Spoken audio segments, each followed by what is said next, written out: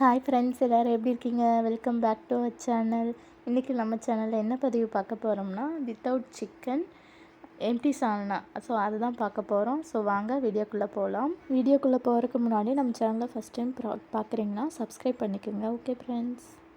அதுக்கு வந்துட்டு mixie jar எடுத்துகிட்டு ஒரு 5-6 பல் சின்ன வெங்காயம், ஒரு துண்டு தேங்காய், இஞ்சி ஒரு துண்டு, ஒரு 4-5 பூண்டு, ஒரு ஸ்பூன் சோம்பு, அரை டீஸ்பூன் சீரகம், மிளகு, பட்டை, கிராம்பு 2-3, அதுக்கப்புறம் ஒரு ஸ்பூன் மிளகு, ஒரு 4 முந்திரி, ஒரு ஸ்பூன் பொட்டுக்கடலை போட்டு நல்லா தண்ணி விட்டு ஒரு பேஸ்ட் அரைச்சி எடுத்துக்கலாம். நல்லா நைஸாக எந்தளவு திக்காக அரைக்க முடியுமோ அரைச்சி எடுத்துகிட்டு வந்துக்கலாம். அதுக்கப்புறம் ஒரு பெரிய வெங்காயம் நீல வாக்கில் கட் பண்ணியிருக்கேன், ஒரு பச்சை மிளகாய், ஒரு தக்காளி கட் பண்ணி வச்சுருக்கேன். அதுக்கப்புறம் ஒரு கடாயை அடுப்பில் வச்சுட்டு நம்ம ஆயில் ஒரு 2 ஸ்பூன் ஆட் பண்ணிவிட்டு அதில் மசாலா, பட்டை, ஒரு ஏலக்காய், கிராம்பு போட்டு நல்லா வதக்கி அதில் வெங்காயம் கட் பண்ண வெங்காயம் போட்டு நல்லா வதக்கிக்கலாங்க.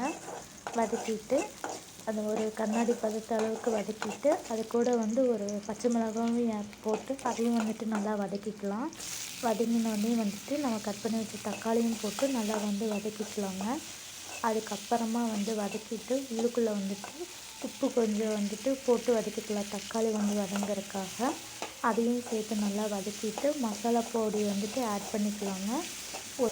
ஒரு ஸ்பூன் மல்லித்தூளும், ஒரு 1/4 ஸ்பூன் மஞ்சள் தூள், ஒரு ஸ்பூன் காஷ்மீரி சில்லி பவுடரும் போட்டு நல்லா வதக்கி எடுத்துக்கலாம்.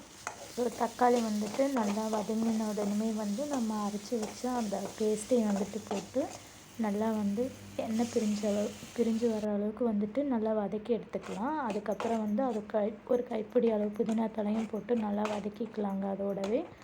அதுக்கப்புறம் எண்ணெய் பிரிஞ்சு வரும்போது நம்ம அந்த மிக்ஸி ஜாரில் தண்ணி ஊற்றி எவ்வளோ திக்காக வேணுமோ அவ்வளோக்கு வச்சுக்கலாம். கொஞ்சம் தண்ணியாக வச்சோம்னா நல்லாயிருக்கும்.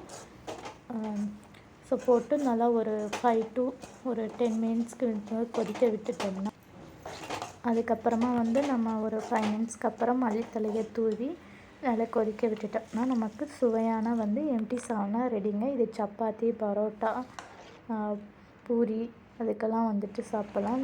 நல்லாயிருக்கும். ஸோ நம்ம வீட்டில் சிக்கன் சாப்பிட்ணுன்னு தோணுச்சுன்னா, ஸோ சிக்கன் இல்லை அப்படிங்கும்போது நம்ம இந்த சால்னா செஞ்சு சாப்பிட்லாங்க. ஸோ ஓகே, நம்ம சேனல் பிடிச்சிருந்துச்சின்னா மறக்காமல் ஒரு லைக் மட்டும் போடுங்க ஃப்ரெண்ட்ஸ். ஓகே, சப்ஸ்கிரைப் பண்ணுங்கள்.